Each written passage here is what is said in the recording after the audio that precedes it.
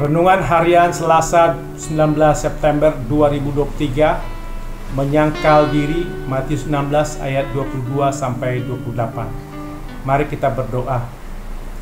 Ya Tuhan, dalam kuasa Roh Kudus kami membaca dan merenungkan firman-Mu, biarlah kami boleh memahaminya dan dibimbing oleh Roh Kudus. Demikian juga hamba-Mu dibimbing oleh Roh Kudus dalam menyampaikan kebenaran firman-Mu. Berbicaralah ya Tuhan, kami siap mendengarnya. Dalam Yesus kami telah berdoa. Amin. Salam sejahtera, semoga kita makin dimampukan Tuhan untuk mengikuti kehendak, rencana, jalan Tuhan dengan menyangkal diri dan memikul salib, seperti ungkapan dalam Matius 16 ayat 24. Lalu Yesus berkata kepada murid-muridnya, "Setiap orang yang mau mengikut aku, ia harus menyangkal dirinya, memikul salibnya dan mengikut aku." Yesus menuntut penyangkalan diri dari kita jika hendak mengikut Dia. Lambang dari penyangkalan diri adalah salib. Memikul salib di depan umum adalah suatu tontonan yang ganjil, berat, janggal, memalukan. Apakah memikul salib akan membuat kita tersiksa, menderita, menekan jiwa kita? Mengapa mengikut Yesus harus memikul salib, bukan menenteng rantang berisi makanan? Memikul salib tidak menyenangkan. Menenteng rantang makanan sangat menyenangkan. Rantang makanan mempunyai pegangan atau gagang. Memikul salib tidak ada pegangannya, tidak ada gagangnya.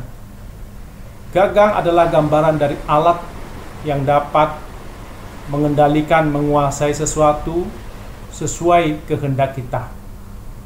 Salib yang dipikul tanpa gagang berarti manusia dalam imannya tidak dapat mengendalikan kuasa Allah. Bahaya dalam teologi adalah kalau orang tidak bisa menguasai keinginannya untuk mengendalikan Allah. Teologi harus menolak untuk mengendalikan kuasa Allah yang menyelamatkan. Teologi berusaha berbicara tentang kuasa Allah, menyanyikan kebesaran kuasa Tuhan, merenungkan kuasa Allah. Koske koyama, tidak ada gagang pada salib. PPK Gunung Mulia 1989. Kita bukan berbicara tentang kuasa diri sendiri, tapi berbicara tentang kuasa Tuhan. Bukan memuji kebesaran diri sendiri, tapi memuji kebesaran Tuhan. Bukan merenungkan kehendak sendiri, tapi kehendak Tuhan. Pikiran yang terlatih memikul beban salib tanpa gagang dinamakan pikiran yang disalibkan. Pikiran yang tidak ingin mengendalikan kuasa Allah, tidak mengutamakan kehendak sendiri, menyangkal kehendak sendiri, dan membuka diri untuk dikuasai Allah dan kehendaknya. Yesus memikul salib bukan karena kehendak sendiri, tapi karena taat pada kehendak Allah untuk menyelamatkan manusia dari dosa. Ketika ada orang yang mampu mengendalikan Allah, maka orang tersebut akan merasa diberi kedudukan tinggi atau kasta tinggi. Pikiran yang mengendalikan Allah seperti doa, "Ya Allah, aku mengucap syukur kepadamu karena aku tidak sama seperti semua orang lain, bukan perampok, bukan orang lalim, bukan pezinah, dan bukan juga seperti pemungut cukai ini. Aku berpuasa 2 kali seminggu. Aku memberikan 1/10 dari segala penghasilanku." Lukas 18 ayat 11-12. Doa ini sangat berbeda dengan doa pemungut cukai. "Ya Allah, kasihanilah aku orang berdosa ini." Lukas 18 ayat 13. Pemungut cukai itu merasa tidak layak di hadapan Tuhan dan menyesali dirinya yang berdosa, serta membutuhkan kasih dan kuasa Tuhan agar dia diselamatkan. Kalau kita meniru cara berpikir dan bertindak orang Farisi dan ahli Taurat, maka kita tidak akan masuk kerajaan sorga.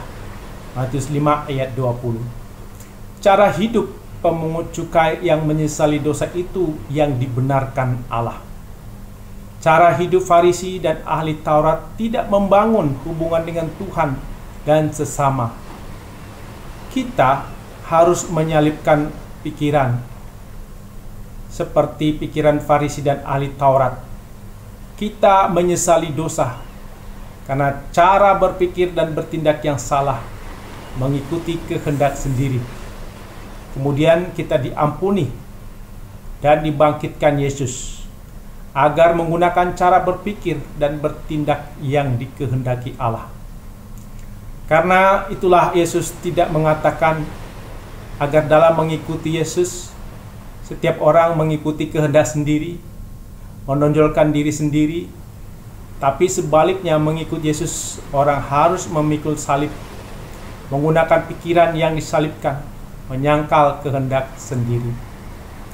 Daya pikir yang disalibkan dan dibangkitkan adalah cara berpikir yang sangat membutuhkan kuasa dan kasih Allah, serta membutuhkan sesama, tidak mengandalkan dan menonjolkan pikiran sendiri, bukan mempermiskin partisipasi orang lain dalam mengerjakan misi Allah. Sebaliknya membutuhkan bantuan dari orang-orang lain. Orang atau gereja yang menonjolkan diri akan berkata seperti Farisi, "Ya Allah, aku mengucap syukur kepadamu, sebab aku tidak sama seperti orang lain yang tidak mempunyai keunikan, tidak punya keunggulan seperti diriku atau gerejaku." Gereja yang berpikir dengan pikiran disalibkan, memikul salib, menyangkal kehendak sendiri, akan sangat memerlukan kuasa dan kasih Allah serta orang lain dalam mengerjakan misi Allah. Dalam melaksanakan misi Allah, maka kita melakukannya dengan memikul salib, bukan menenteng rantang makanan. Ajaran Kristen yang disampaikan bukan tentang hidup enak, penuh makanan, banyak uang yang membuat iman menjadi lumpuh. Tapi ajaran Kristen yang diajarkan tentang hidup yang bertanggung jawab, berusaha dengan siap menghadapi penderitaan, tantangan hidup, membangun dari apa yang ada. Proses yang sulit, susah dalam bertanggung jawab, berusaha, membangun, itulah yang disebut jalan salib, memikul salib, menyangkal kehendak sendiri. Terus maju demi taat pada rencana Allah, kehendak Allah sampai mendapat kemenangan, kebangkitan hidup, keselamatan. Menyangkal berarti mengikuti apa yang dipikirkan Tuhan, bukan mengikuti apa yang dipikirkan diri sendiri atau manusia. Manusia berpikir bahwa orang yang bersalah tidak perlu diampuni, tapi Tuhan berpikir bahwa Ia sudah mengampuni manusia, maka manusia juga mengampuni sesama. Tuhan sudah mengasihi diri kita, maka kita harus mengasihi sesama. Apabila manusia tidak mengasihi sesama dan tidak mengampuni sesama, maka Tuhan akan menyerahkan kita kepada algojo Tuhan, sampai manusia bisa menyelamatkan diri sendiri dari dosa-dosanya. Matius 18 ayat 33 sampai 35. Mengikut Yesus berarti kita mendapat damai, keselamatan, karena darah Yesus menebus dosa kita. Kita mau mengabdi pada kehendak Tuhan. Dengan mengabdi kita mendapat kebahagiaan penuh. Dalam mengikut Yesus, kita juga mau menghadapi kesengsaraan, seperti Yesus yang dicemooh, dihina, dianiaya, karena taat pada kehendak Allah untuk menyelamatkan manusia dari dosa. Mengikut Yesus berarti menyangkal diri, menyangkal kehendak sendiri, dan membuang keinginan yang fana. Hanya mengikuti kehendak Tuhan dan berserah pada Tuhan, seperti ungkapan dalam KJ 376 ayat 3. ikut dan menyangkal diri, aku buang yang fana, hanya turut kehendak-Mu dan padamu berserah. Aku ingin ikut Dikau dan mengabdi padamu. Dalam Dikau juru selamat, ku bahagia penuh. Amin. Mari kita berdoa. Ya Tuhan, mampukan kami untuk mengikuti kehendak, rencana, jalan Tuhan dengan menyangkal diri dan memikul salib.